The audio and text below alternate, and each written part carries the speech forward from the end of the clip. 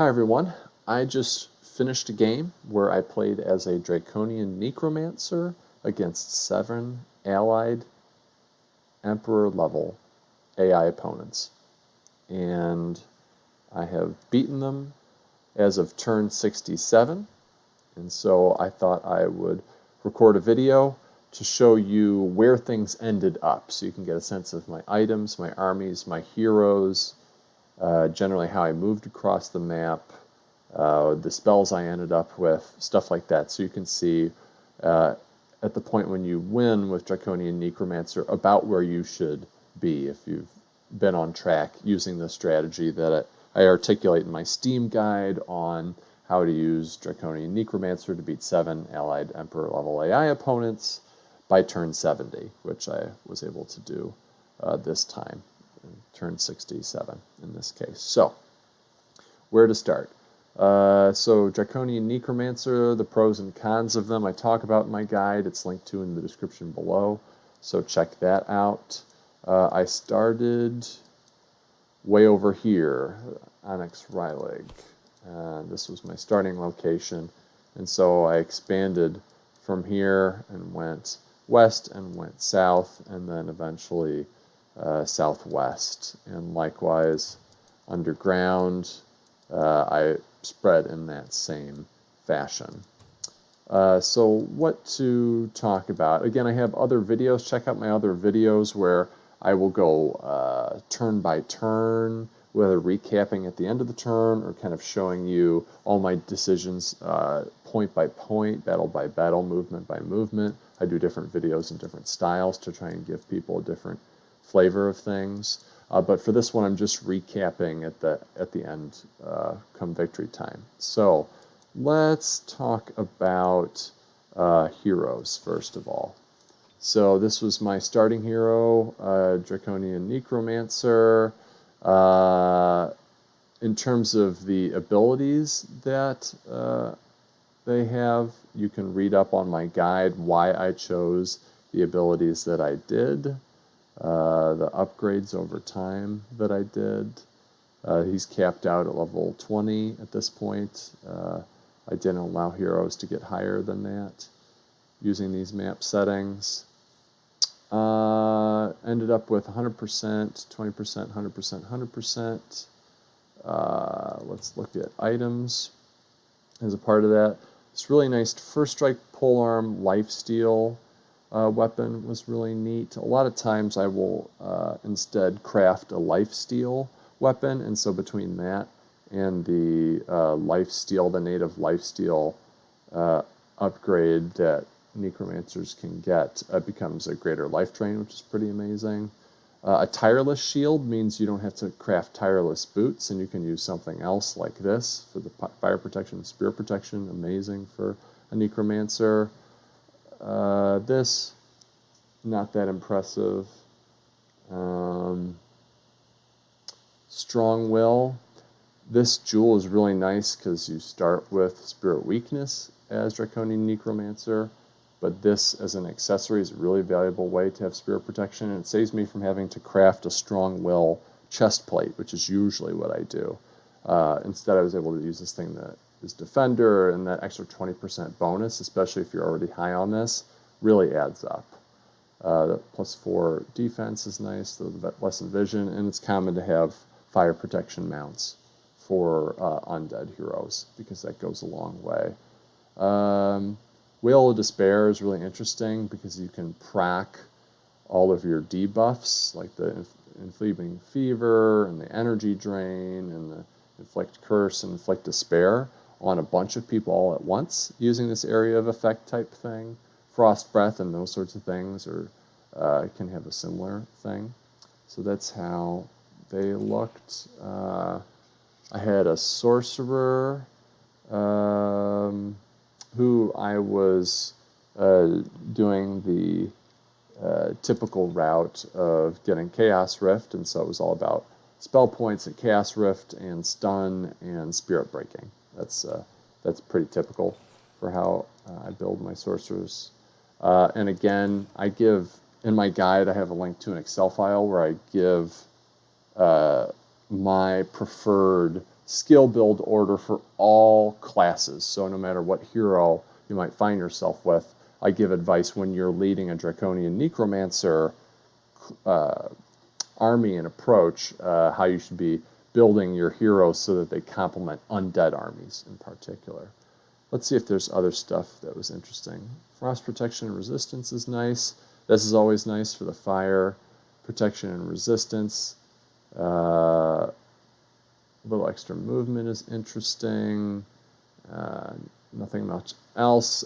Because this is not a Draconian Necromancer or a Necromancer, they don't have the ability to heal undead, but they're leading undead, so I want them to. So I'll craft a heal undead ability. That's pretty common to send them out to my units. This is a lot of fun.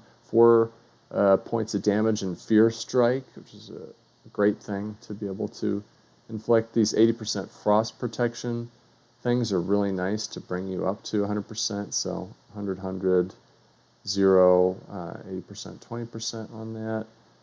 Dazzled is a nice effect. This is useless on undead. Weakening Breath. The blight weakness is really effective because then your blight damage from your other troops can be effective if it procs that. Some resistance from that, some shock and resistance from that. This is always nice for the hit points and the crippling wounds to reduce their movement. That's nice. Floating can be really useful. So if you want to pair them, like in this case, you can see they were with a bunch of pure flying units. So you want to have pure flying stacks because they can move quickly and they're not slowed down by anything. If you want a hero to go with them, just craft some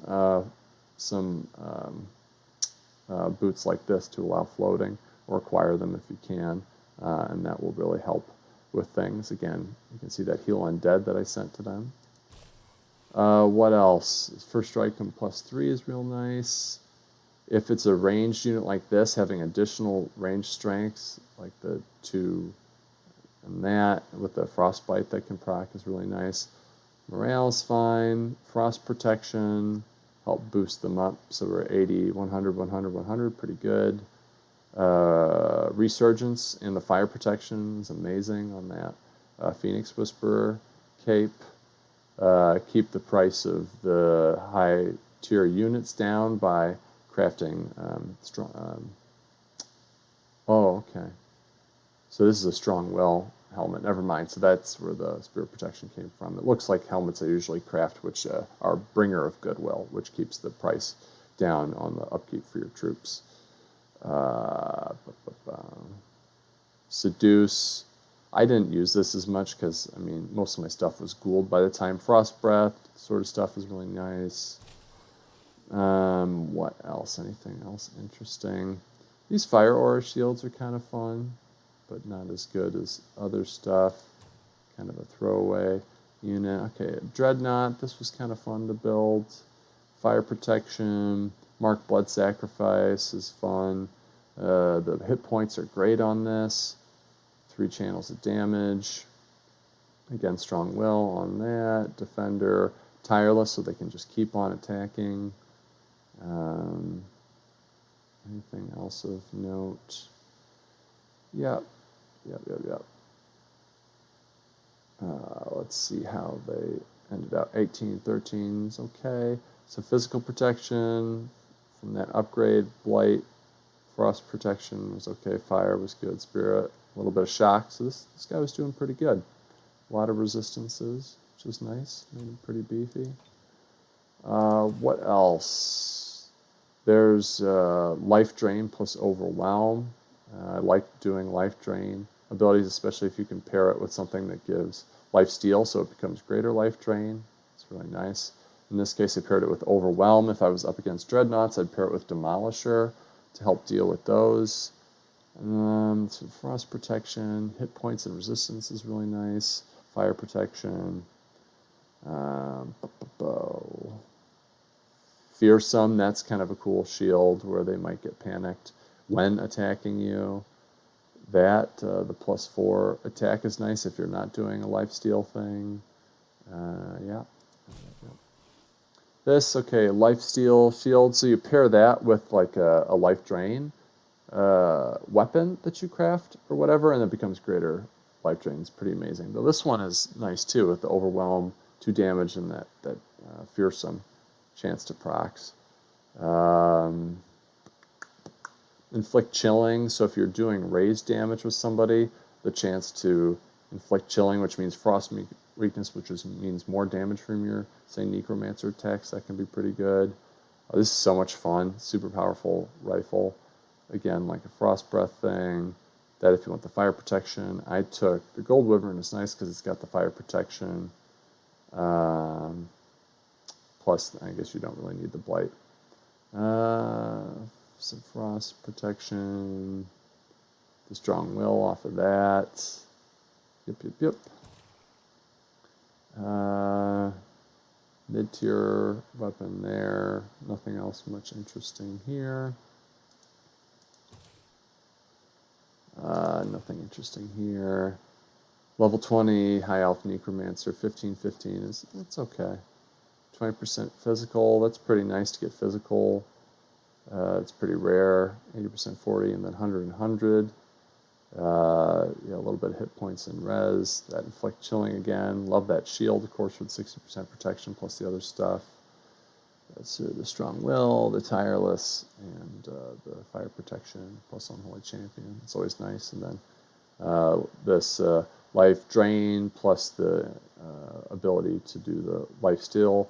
Level up means that I was doing greater life drain here, 9 to 12. It's pretty legit.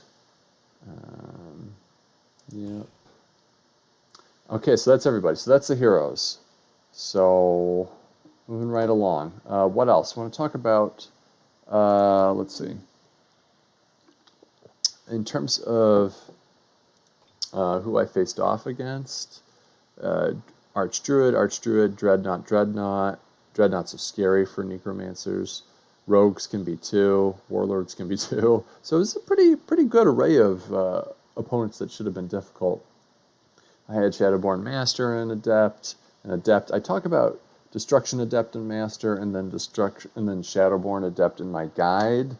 I think that lineup, 2 levels of Destruction and 1 level of Shadowborn is ideal. I don't get enough value out of Shadowborn Master.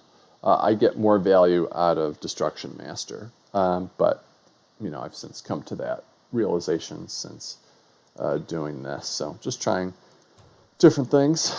In terms of race governance, I did get all the way through. In terms of cosmic events, I didn't have anything super beefy because that tends to, the scary stuff starts happening between turn 70 and 80, I believe. Let's see, pure good, neutral, pure good, neutral, slightly evil, neutral. Interesting. Okay, you can see some of the stuff I've done in terms of a lot of war declarations and hunting down and migrating cities to Draconian, plundered a lot of cities, which really helped. My bank is huge at this point, of course. What else do we need to talk about? So, early on, there was a Fey Dwelling. I really like Fey, such great long-range units. So this Fey Dwelling, about midway through the game, I became friends with, and I would do lots of quests for them, and I would get Toadstool and Nightshade fairies, and that was pretty helpful to get these on a regular basis. And then I would bring them to a well, like this one, and then have them drink so they can become ghouls, and they can kind of get healed by the stuff I normally heal my troops with. What else? So I got most everything. So I have first to have a Necromancer hit 15. Paragon, so I summoned a Dread Reaper, and so they got a permanent bonus. I reached 100 units first. I had a bunch of Draconian Necromancer cities, because you're taking over a bunch of cities and you're migrating them to Draconian Necromancer, because it makes you evil faster, and I'm not building really units out of my cities anyway, so it's not like I have to retain certain races to get certain abilities. If the opponents were harder, I might have to specialize like that, but it wasn't an issue. I hit Prime Evil very easily, faster than anybody else, and that will always be the case. Common to do a tier 6 first, common to finish researching stuff. You'll usually finish everything. So in this case, I did it by turn 49. But it's pretty common to do it between, say, turn 45 and 55 if you're playing at the rate you need to. Heptatopia, just from those Draconian Necromancer towns growing. It's harder to get this because I'm usually not building up infrastructure in my cities. And I'm usually building item forge early, so it's easy to get this and the free item that comes with it. Talked about that in terms of who's building what. And this time I was I started to build the Draconian Flyers, because if you have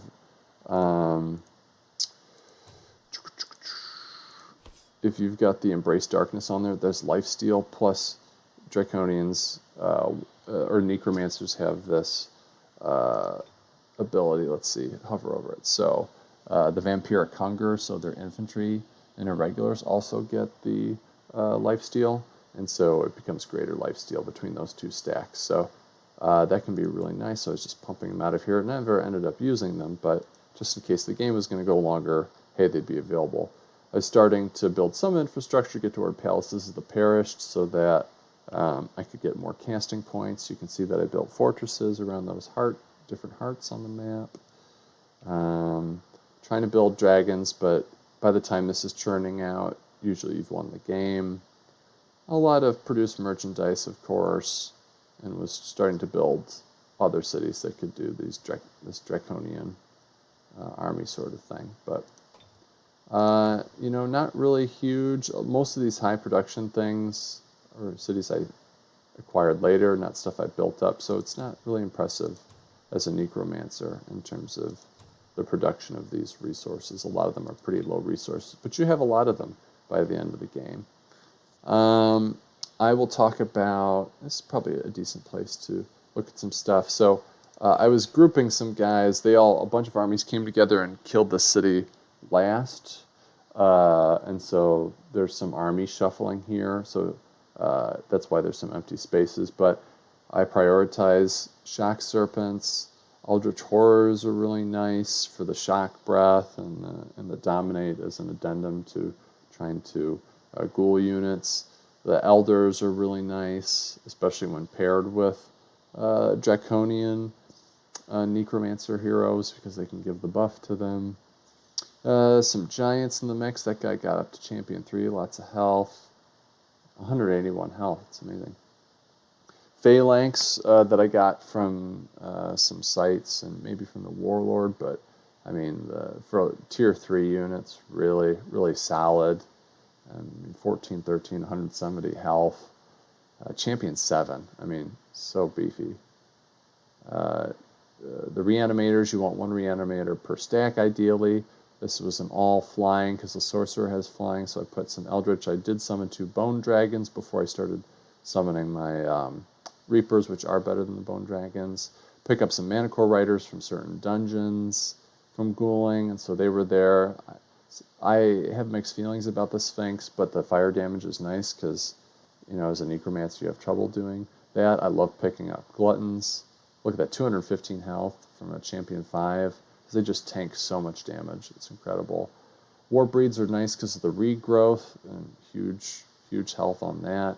And you can look at that, Champion 8 on the Cadaver, 127 health. It's nuts. So you have Cadavers paired with the Reanimators, and it works pretty well. Chthonic Guardians are great, so even though they will be pissed with your alignment, if you're pure evil, Chthonic Guardians will not desert you, especially once you get the Puppet ability, the Puppet Empire upgrade. They'll be okay. They won't desert. They'll beef on their attacks a lot because they're unhappy, but they will not desert, and that's important. And they can get so tanky, and they get the instant wrath and total awareness. I mean, they're just so amazing as units. So if you can pick one up, it's worth doing. Absolutely worth doing. What else did I want to talk about?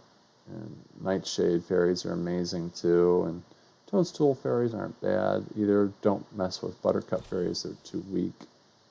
Dread Reapers are just so much fun, really beefy. Bunch of mana cores with them. And then we're getting into less exciting units. The Wraith Kings are super important to keep with your flying stacks because they can heal them on the fly. Watchers are fun, although I believe natively, yes. The thing is with the Spirit Protection, they can be very hard to ghoul, but I did have a True Resurrect ability that I happen to get, which really helps make this game go pretty smooth.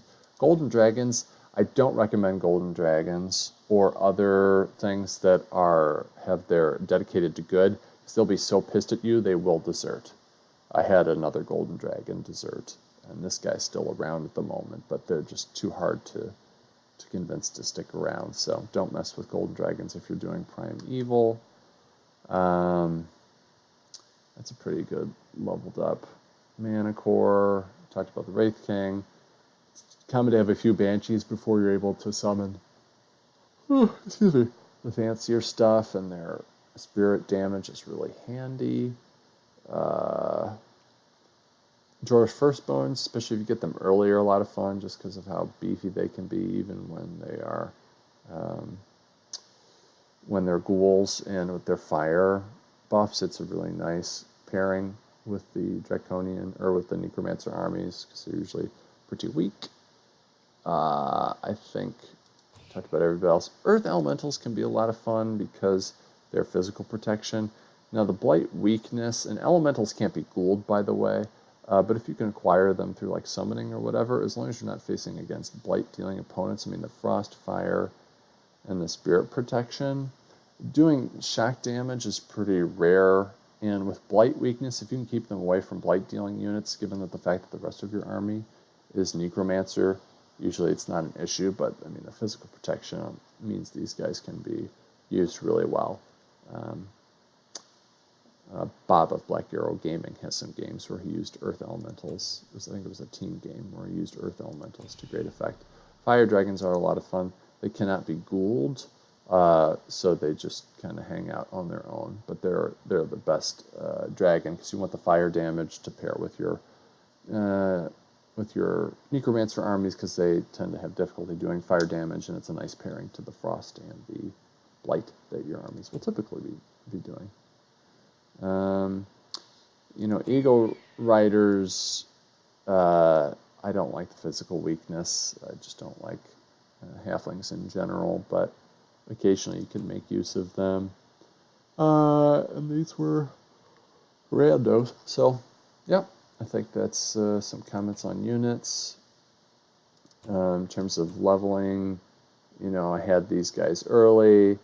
I had these guys early-ish, and so they were decently leveled. Theocrats don't pair well with Necromancers, so I don't recommend them. Picked up I think I greater reanimated undead this guy and stole them from another Civ, I think, if I remember that correctly. And then these folks joined my cause because I ghouled them from my opponents, or when they surrendered, these guys were given to me. In terms of what's up and cooking, Age of Death, I mean, by the time this is up and running and effective, you've already won the game, or it's locked in the bag. So, I mean, if you're going to play these types of verse 7 AIs, you have to move quickly, which means you have to steamroll, and you will have steamrolled before Age of Death becomes available, and so the game is already decided by that point. Damnation is good for certain tough city battles. Talked about this. Entwined by Shadows, if it's not going to get disjuncted, this is great. The Spirit Protection resistance is really nice for troops. This I rarely use. Talked about Banshees, a few Bone Dragons. Only 2 Dread Reapers, which is unusual. Oh, excuse me. Usually I summon a lot more Dread Reapers because that's a priority. And Undying Plague helps you grow cities if you can cast it on people, but when you're taking over cities, you won't have the Undead Plague up. So that's what's happening with that. What else? what else do I have to talk about? I don't think much else. I went over artifacts. I went over heroes. Can't really talk about detailed troop movement stuff because it's the end of the game. You can see I built plenty of fortresses. You got to do that to help support your army because the upkeep is always going to be super expensive, and it's crazy upkeep. But you can see all the fortresses. So build builders early and often have them follow your main 4 early heroes and have them build all over the place. They'll pay for themselves, especially when you get things like hearts in, because the extra casting points are super valuable. Super valuable. So you can see that's green there. Certain cities, building item forges. I like to have 2 item forges usually going at any given time. Yep, so I think that's about all I need to say. So, hope you found this single episode for this one map interesting, so kind of get a sense of if you've done things well and followed the guide that's linked to in the description below for using Draconian Necromancer well when facing off against 7 allied Emperor AIs. This is about where you should end, how things should progress and how your army should look and your hero upgrade levels and stuff like that should look at the end. So thanks for your time and good luck with playing Draconian Necromancer. Check out my other videos. Bye.